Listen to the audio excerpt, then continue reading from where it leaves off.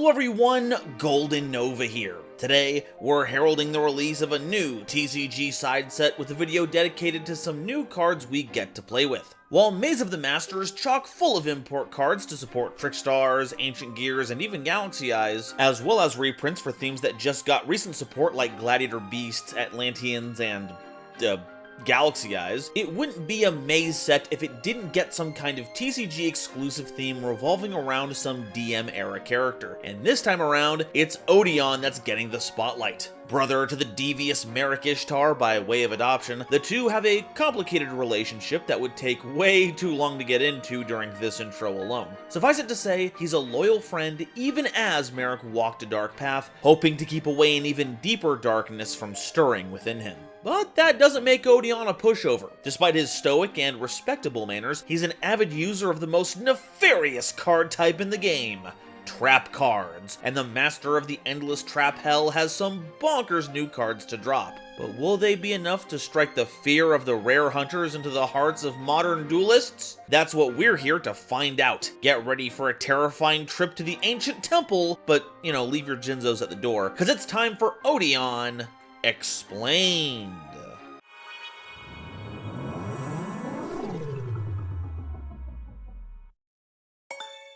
Today's episode is possible thanks to viewers like you, as well as my patrons. If you like what I do here, I would super appreciate it if you'd subscribe to help us reach another wonderful milestone video. And if you want to support me directly while getting some awesome benefits, check out the link to my Patreon in the description below. So, what's the deal with Odion? Well, this grouping of cards doesn't really have a strong through line. While Apophis is a continuous trap card monster that he's known for using, the archetype isn't really that broad. However, with this new release, we find that they've centralized everything around another iconic Odion card, Temple of the Kings. A continuous spell card that allows you to activate one trap card the turn you set it, instead of having to wait until the following turn like usual. You can also send this card while you control it, and a copy of the monster Mystical Beast of Serket that's in your monster zone to the grave, to special summon a monster from your hand or deck, or a fusion monster from your extra deck. And to make sure we're on the same page here about what monsters are mentioned here, Mystical Beast of Serket is a level 6 Earth Fairy monster with 2500 attack and 2000 defense that destroys itself if you don't control Temple of the Kings. It banishes any monster destroyed by battle with it, and when it does destroy a monster by battle, it gains a permanent 500 attack boost, feasting on the monster's corpse.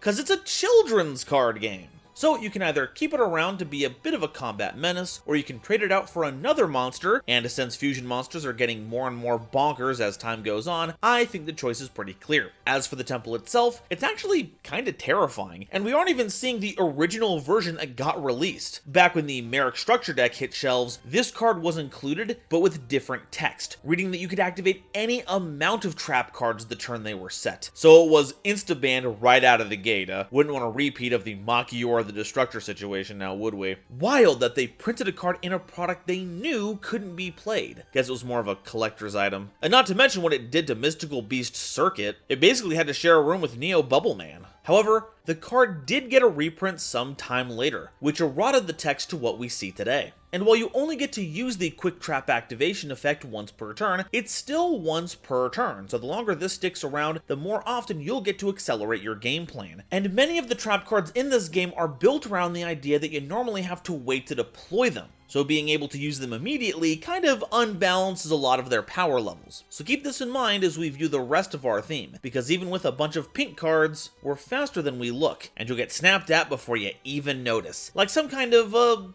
snake in the grass. They should use that as a motif for something. That would be pretty sweet. Okay, enough of covering all these old cards, now it's time to cover the rad new ones. And who better to start with than the man himself, the man with the mark. It's a level 4 Earth Spellcaster monster with 1000 attack and defense, and if this card is normal or special summoned, you can take a Temple of the Kings, or a spell or trap card that mentions it, from your deck and either add it to your hand or send it to the grave. And while you control Temple of the Kings, this card and Apophis monsters you control can be destroyed by battle or card effects. And if that wasn't enough, while the man with the mark is on the field, Temple of the Kings you control can't be destroyed by card effects. So it gets you Temple, it protects Temple, and it in turn protects the man with the mark, as well as any Apophis monsters you control. Honestly, it really does just do everything, though that does make it a little boring, since everything it does do is a passive bonus plus a search. But sometimes you just really need a good workhorse card to get the deck running, and the Man with the Mark fits that bill with flying colors. The only issue here is that even when he gets his own card, even when he's portrayed as an Earth spellcaster, Odion still doesn't get to be a Gravekeeper.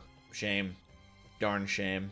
Merciless Scorpion of Serket is a level 6 Earth Fairy monster with 2500 attack and 2000 defense that can't be normal summoned or set, and must first be special summoned from your hand by banishing a level 10 or higher monster from your hand or deck, while you control Temple of the Kings, and you can only special summon copies of this card once per turn this way. And once per turn, during your main phase, you can add a Temple of the Kings or a spell that mentions it from your deck to your hand. Also, at the start of the damage step, if this card battles an opponent's monster, you can destroy that opponent's monster, and if you do, this card gains attack equal to half the destroyed monster's original attack. So it doesn't banish anymore, but instead, it wins any battle that it's in, growing stronger every time it does. And I mean what I say. I don't mean that it wins the first battle every turn, it wins every battle. Provided the opponent doesn't have effect destruction protection, that is, because it turns out that effect is not once per turn. The summon is a hard once per turn, the search is a soft once per turn, but any time Merciless Scorpion battles, it's taken home the gold medal. And even if what it's fighting doesn't fold to the effect, it would probably prefer it that way, because now it can actually get into a battle where you can damage your opponent with all those attack points it's been accruing this entire time. Now, a monster being a combat all-star isn't enough to rocket it into meta contention, sure, especially since it lacks more active interaction or meaningful protections. But with how easy it is to set up and how much more it has in store for us, this is a creature you'll want to be keeping an eye out for, even if it is a thankless job. You know, cause it's merciless. Anubis the Last Judge is a level 10 Earth Fiend monster with 3000 attack and 0 defense that cannot be normal summoned or set, and must first be special summoned from your hand or grave while you have 3 or more cards in your grave with different names that are Temple of the Kings and or trap cards, by placing 2 of them on the bottom of the deck in any order. You can send this card from your hand to the grave to add the Man with the Mark from your deck to your hand, and if any number of spell or trap cards you control are destroyed by card effect, you can target a card your opponent controls and destroy it. Wow, so they made that level 10 monster you need for Merciless Scorpion. Incredible! I kid. We actually have a way worse option lying in the wings. As far as our theme goes, this card is outrageous, no doubt about it. It's a search card for Markman, giving the deck around 6 copies to work with, which is stellar, and can revive itself by recycling your cards. True, it's only trap cards and one very specific continuous spell, but it is recycling nonetheless. And for that, we get a fantastic attacking body that retaliates when our spell or trap cards get the boot. It doesn't even care who destroys them, so if you want to turn your mystical space typhoons into monster removal, Anubis here is more than willing to help you make some change. But this does signal a crisis in the competitive scene. If Anubis really is the last judge, we've got to treat the ones we have with care, because apparently we aren't getting any more.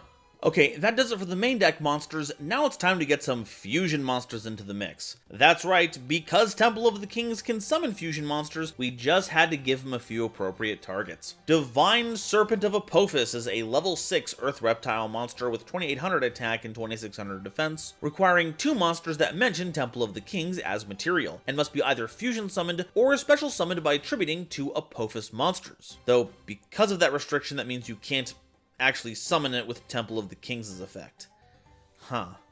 Anyway, once per turn, you can target up to 3 Apophis trap cards with different names in your graveyard and set them. And once per turn, if a trap card is activated, except during the damage step, you can target a card your opponent controls and destroy it. Finally, a card that represents one of Odion's most iconic contributions to the game's roster, and it's not half bad. It may seem weird that it can set up to 3 Apophises when we only have 2, but if you're clever, you might understand why that is. Though if you aren't able to get all 3 into the graveyard, thankfully it sets up to 3, so you can at least get some value out of it. It's a big body and attacks some removal onto your trap cards, and it's even easier to bring out than you might think. As the apex of the Apophis line, I'm glad to see it's finally descended from its divine peaks to grace us with its power. But I gotta ask, do the Yogdoadics know that you're here? It's good that you chose Earth as your domain, because they're taking up light and dark real estate, but having another snake deity be a part of the Pantheon is kinda making things cramped around here. Honestly, it's a wonder they even let Voski and Venomanaga stick around. Divine Scorpion Beast of Serket is a level 6 Earth Fairy fusion monster with 3000 attack and 2000 defense, requiring a Serket monster and a monster with 2500 or less attack as material. You know, because it would have to be something the original version could destroy in battle. Get it? If this card is special summoned, or at the start of the damage step, if this card battles an opponent's monster, you can target a face-up monster your opponent controls or is in their grave and banish it. And if you do, this card gains attack equal to half the banished monster's original attack. It can also make a second attack during each battle phase while a level 10 or higher monster is banished. Oh, okay, this one's pretty wild. Thankfully, this version of Serket's removal is a hard once per turn, but this time it banishes, and it doesn't even have to be what it fights. You can banish something else with, let's say, 2000 attack, and this goes up to 4k, handling just about anything it crosses paths with. And as part of getting this merciless version onto the board, you probably banished a level 10 or higher monster, and with the double attack being unrestricted, this can easily swing in for lethal at the drop of a hat. The question is, how easy is it to actually summon this card? To which I would reply, what if the base material for this card could search its own fusion spell? I won't go into too much detail right here, but rest assured, this card is ready to steal your lunch money if you aren't prepared to deal with it. I'm telling you, the mystical beast of Serket may have had a rough road ahead of it, but it's come a long way since being a creature not so far removed from the first stage of Toon monsters. Aw man, now I want Toon Apophis monsters, dang it. With our extra deck fully covered, let's take a look at our spell and trap cards. Defense of the Temple is a normal spell card that fusion summons any Earth fusion monster from your extra deck, using monsters from your hand or field as material. However, if you use a monster you control that mentions Temple of the Kings, you can also use face-up monsters your opponent controls as well. Also, if you control Temple of the Kings, you can banish this card from your grave to add a Dangers of the Divine from your deck to your hand. We'll get into what that card does next, and trust me, it's a bit of a doozy. So for now, we're going to focus on the regular, activated effect of this card. Remember how I said that Merciless Serket could grab its own fusion spell? Well, because Defense of the Temple lists Temple of the Kings, you're looking at it. And if you use that Serket, you can even absorb an opponent's monster to make Divine Serket. But don't limit yourself to just that, because this card can fusion summon any Earth fusion monster. I mean, well, I'd love to go on a list here of all the cool Earth fusions you could put in the list as kind of pseudo super poly targets, but sadly many of them are too specific to use this monster and don't include Earth or Fairies as viable material. The best I've got for you is using Elemental Hero Gaia for the hero matchup, which does let you scoop up any Elemental Hero monster that our opponent controls, but that's really not gonna cut it. But it's not like our original option is bad or anything. With our recipe calling for any monster with 2500 or less attack, we'll be able to grab any stragglers our opponent has lying around the field. Honestly, it's enough to defend the temple all on its own, though I do think it's less about keeping people out of the sanctity of this holy ground and more to keep them safe from what's going on inside, because those purple fumes have gotta be toxic. Remember folks, if you're going to keep your souls sealed in a cup, you have to vent it every once in a while or this happens. Dangers of the Divine is a quick play spell card that has you paying half your life points and attributing a monster to special summon the Winged Dragon of Ra from your hand or banishment, ignoring summoning conditions, and make its attack and defense 4000, but it can't attack. Also, during the end phase of the next turn, return it to the hand. If this card is sent from the field to the grave, choose a Winged Dragon of Ra in your monster zone and send all other monsters on the field to the graveyard. Wow, yeah, this card is a jumble. This represents what happened when Odion was forced to play his counterfeit Winged Dragon of Ra, and it didn't go very well for him, and everyone involved. When I first saw this on initial reveal, I wasn't too charitable about it, but now that I've had some time to stew and with some very helpful commenters, thank you all very much for watching my first react videos, I think this has a lot more going on than I gave it credit for. First off, Ra is a level 10 monster, so getting it into the banishment is no problem with Merciless Serket, which at first I thought didn't really matter. Even if a card ignores summoning conditions, you can't summon it from a public information zone that wasn't summoned properly. I'd heard too many issues about Flying Fortress Skyfire and Dark Flat Top's interaction, but it turns out I was looking at it from the wrong angle. Flying Fortress Skyfire can't be normal summoned or set, and must be special summoned in a particular way.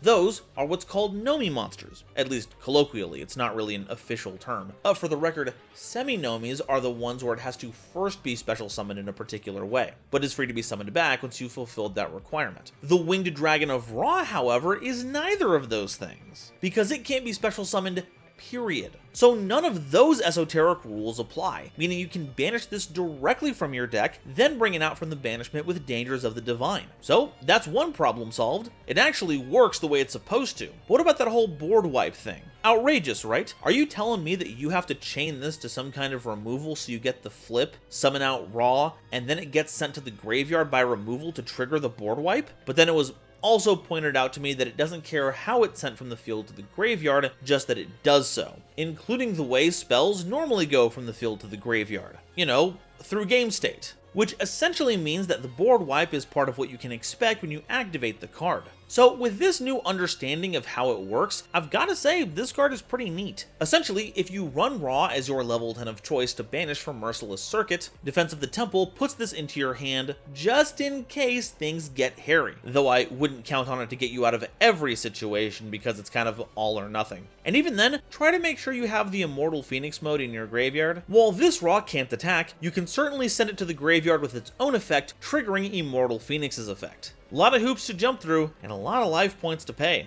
Turns out, even gods have to pay all those nowadays. The economy really is shot, huh? Treasures of the Kings is a field spell card that, when activated, lets you set an Apophis trap card from your deck. This card's name becomes Temple of the Kings while in the field zone, and once per turn, if you have 2 or more set cards on your field or a trap card in your grave, you can add a monster that mentions Temple of the Kings from your deck to your hand. As a modern retrain of Temple of the Kings, this card is pretty stellar. Even getting the Apophis is going to come up in just a bit. But again, we'll have to wait a second to see what that brings to the table. The real upside here is that it's an on-theme search every turn as long as you meet the requirements, and that's not too hard. By setting an Apophis, you're already halfway to meeting the 2 set card requirement, and at some point, you're just going to have trap cards in your graveyard, so you're going to be getting a free monster every turn. Not to mention that because it acts as Temple of the Kings while in the field zone, not only can Man with the Mark search this out, they also protect each other. Wow! You know, this place may have been closed for renovations for the past 15-ish years, but it was worth the wait. They really cleaned up in here.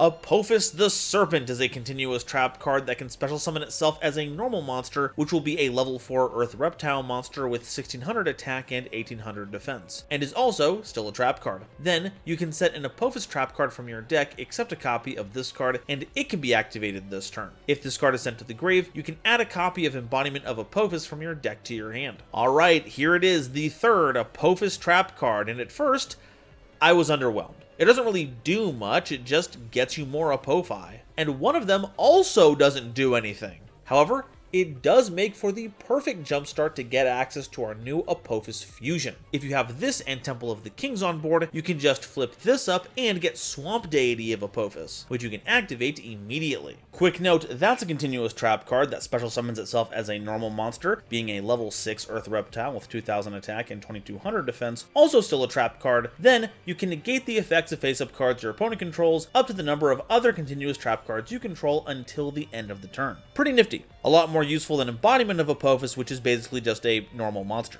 From there, you contact Fuse Serpent and Swamp Deity together to make Divine Serpent of Apophis, use Serpent's effect to grab the original embodiment, and now you have all 3 in rotation plus the fusion, and all 3 of the traps lined up in your back row. You get to pop a card on activating any of the trap cards, Serpent gets you another Apophis, preferably another Swamp Deity, and you can activate any of them, giving you more negates. It's pretty wild! And all because this card is such a good starter, even if it doesn't look it. I mean, seriously, it does not look intimidating at all. This is like the twink of snakes. Can we get like a single mouse here? We have got to put some meat on those scales. Verdict of Anubis is a counter trap card that can activate when your opponent activates a spell or trap card while you control 3 or more other spell or trap cards. Negate the activation, and if you do, destroy it. Then, if you control Temple of the Kings, you can destroy as many monsters your opponent controls as possible, then inflict damage to your opponent equal to half the total original attack of those destroyed monsters. That's right, we've got a Raigeki with Burn as a counter trap, and because it has Temple of the Kings in there, you can search this with the Man with the Mark. Now, it's not an Omni-Negate, sadly monster effects slipped on by, but honestly,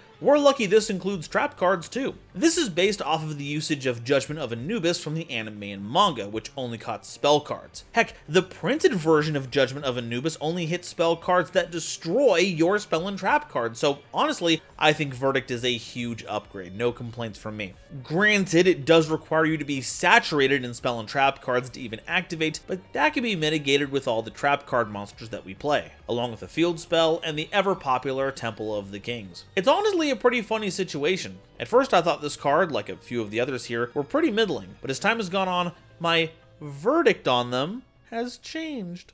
Alright, that's all the Odion cards, but what do we do with them? Well, we found ourselves in a bit of a strange situation. I thought I could just point all of you towards my continuous trap card video and call it a day, but it turns out we've only dabbled in that sector for flavory Apophis shaped reasons. While we can make use of them, we're also focusing on utilizing Merciless and Divine Serket to dominate the field of battle, supplemented by other tactics. So we'll want to find ways to grab and protect Temple of the Kings, figure out how to deploy Serket as soon as possible, and see if there are any fusions worth the trouble of playing the original Serket to access the Temple of the King's special summoning effect. So what can we play to help them out? Presently, I don't think there is a better shell in the game for Pharaonic Advent. It grows more powerful with the more continuous trap cards on your field and in your grave, so once you get all of the Apophis monsters in rotation, this is sitting at a cool 2900 attack. Summoning it is as easy as tributing any monster, and the monster types it looks for to search out a continuous trap card, Fairy, Fiend, and Reptile, are all represented by Serkets, Anubis, and the Apophis monsters. And while you can use that to grab more continuous trap card monsters, that category has some of the most annoying and powerful floodgates in the whole game. Mistake can lock out card searching, Stygian Dirge is an anathema to just about any Xyz deck, looking at you right now, Ryzeal, and because we can recycle our Apophis monsters, we can make fantastic use of the Tyrant cards, my favorite being Tyrant's Throws, because the Apophis monsters are all summoned as normal monsters, making them valid tribute fodder where other decks would struggle to find the right monsters for it. And shutting out the summon of effect monsters can be brutal. Or, hey, be cheeky and get Metal Reflect Slime. You can convert it into Egyptian God Slime, and if you're playing raw, then there you go, that's all the tribute fodder you need in one neat little package. Or you could just send them all to the graveyard to summon Uriah, whatever works for you. But if we're going to have some raw synergies, then we should consider playing some of the raw cards. Between Ancient Chant and the True Sun God, we have a lot of ways to search it. We've got Blaze Cannon to turn its attacks into a one-sided board wipe, and Sun God Unification can help us boost up our raw while keeping our life points topped up. And of course, Immortal Phoenix mode is a tough cookie all on its own. While our deck isn't really centered around continuous trap cards like I had thought, I'd be remiss if I didn't bring up Silo Hat Rabbit. Link summoning it will get you a continuous trap card monster in case you need another way to find an Apophis, though you can also get things like Silo Hat Trick, Statue of Anguish Pattern, or the incredible Angel Statue Azuroon. Now, making this out of your Apophis monsters is going to be difficult because Silo Hat requires effect monsters and all of the Apophi are normal monsters. You can fix this by running cards like Link Spider or Imduck to turn your normal monsters into effect monsters, but if you remember the combo line we outlined earlier, we do just kind of have Man with the Mark and Merciless Serket sticking around our field, both of which are effect monsters we can make use of to make Silo Hat. Granted, giving up Mark means you're giving up the protection to itself and your Apophis monsters, as well as protecting Treasure of the Kings and Temple of the Kings, so there is a bit of a trade-off here. But if you feel comfortable giving up some defenses to heavily increase your offense, Silo Hat not only gives you that extra continuous trap card, but back row removal as well. Seeing the Man with the Mark as soon as possible is super important. Anubis is going to be a big part of that, but what if we could run even more copies of it? That's where Ausa the Earth Channeler comes in. You need to pitch it with another Earth monster to make it work, true, but it puts Mark into your hand, and while it shuts off all non-Earth monster effects this turn, it's great that all of our monsters are Earth attribute. Because Temple of the Kings is basically mandatory to play, what kind of fun interactions can we squeak out with it? Well, one of my personal favorite interactions is its ability to help you activate trap cards quicker is one that applies on everyone's turns. Now, that hardly matters as setting trap cards during your opponent's turn isn't very common, though Labyrinth sure loves to do so all the time. So that could be a fun way to accelerate their game plan. But the one I'm most enthralled with is Dust Tornado. It has the weird little extra bit of text there that lets you set a spell or trap card from your hand at the end of the effect, and I never really understood why it bothered having that. Honestly, I still don't, out, but with the help of the temple, we can immediately play whatever trap card we set off of it. And lastly, there are a couple of cards that reset themselves after activation, so temple helps you get double value out of them during each turn. Now, the example that I keep seeing bandied about is Scrap Iron Scarecrow, but the real money here is on Sub-Terror Final Battle. Imagine getting the monster flip for the effect and the stat boost all in the same turn. Truly marvelous. Okay, now comes the moment of truth. Are there any targets worth playing Mystical Beast of Serket for? Well, a lot of fusions are ridiculously powerful. The question is if they have any summoning restrictions. And unfortunately, many of them do. However, out of the available options, Barbaroid is a double attacking 4K attack monster, but we do have Divine Serket for that, so it's not too special. The first Dark Lord provides targeting protection to fairy monsters and can even revive them, so that's not terrible. Despian Proskinian can steal extra deck monsters from your opponent's graveyard, and I love playing with my opponent's cards. Saint Izamina will soon have an upgraded form that you can kaiju away an opponent's monster to get, and the Naturio Exterio is basically infinite spell and trap negates, just don't run into any monsters. But if we want the coverage, Red Eye's Dark Dragoon is a solid option that comes with protection, and grows bigger with each negate. You do skip the removal because you didn't actually fusion summon it with anything, but you know, them's the breaks. But are any of them even worth playing? And because the original Serket does not have a way to easily deploy itself, nor do any of the new cards really help with that, I can't really recommend it in good faith. Especially because it means also giving up your ability to quick activate your trap cards, which I'm pretty sure you're going to be leaning into a lot with this build. As for a silly tech pick, well, Mystical Beast of Serket does kind of blow. You even have to tribute summon for it, for crying out loud. So like we just said, not really efficient. But what if there was a way to bypass all that? What if there was a way to just normal summon it without tributing? What if there was a way to get the special summon effect of Temple of the Kings without even having to play Mystical Beast of Serket? Well, I don't know about that last part, but if you can get it into the graveyard, Phantom of Chaos can do a pretty good impression, long enough to send itself and Temple to the graveyard to summon out your bonus monster of choice, so have fun.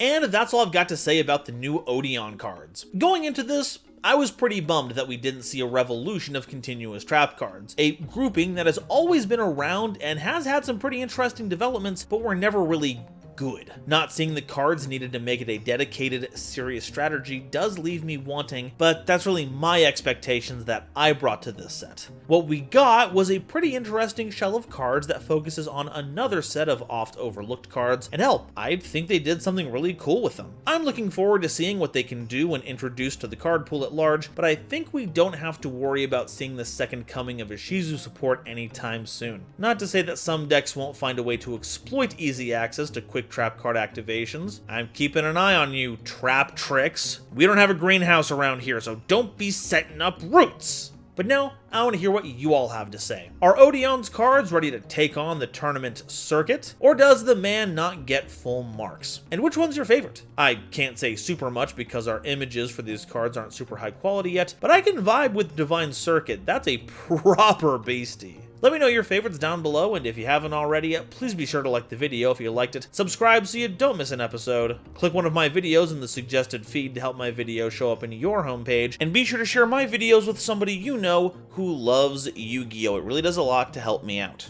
Today's episode is brought to you by Dragon Shield. Get the sleeves as strong as dragon scales that even come with their own lore, and save 5% on your order by using the coupon code GoldenNova at checkout. It was also brought to you by my lovely patrons, including this month's illustrious Quasar Commanders, Upstairs Media, and Cernite JCB, Nebula Navigators, 3rd Dynasty, 50 Gigabytes, Ada Basilisk, Adam Zajdel, Ancient Wizard, Andrew Newman, Battle Axe, Kane Senpai, Charlie Mercury, Chibi Gohan, Christopher Fuss, Clockswork, Comrade Copperbottom, Eric, Frankie, Garland Chaos, Green Knight, Great Big Pillock, Hair Bear, Harry the Ominous Benefactor, Iron Zero, Iskander 711, Carp, Marion James E. Picata, Mike Cook, Millennia Asta, Muse Clark, Neon Yaminair, Orozco 09096, Panther J,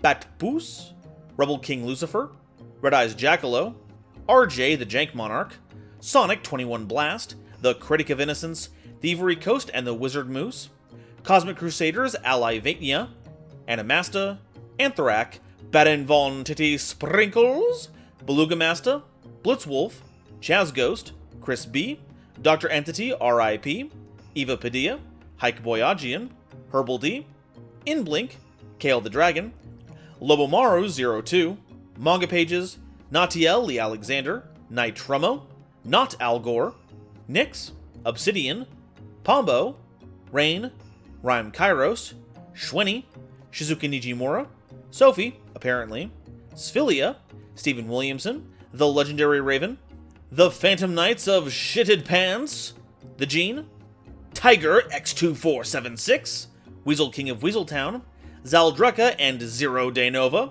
as well as all the lovely Starlight Explorers you see on screen now. If you'd like to help me in my journey to cover all of Yu-Gi-Oh's archetypes, get my videos early, be a part of these credits and other awesome perks, it would mean the world to me if you would check out the link to my Patreon in the description or consider joining here as a YouTube member. Even a single dollar means the world to me and honestly helps me a lot more than YouTube ad rev. And if you'd like to see the cards used by Odion's sister, check out this video covering Ishizu and her signature Exchange of the Spirit cards. Thank you all so much for watching, and I'll see you next time. Bye-bye.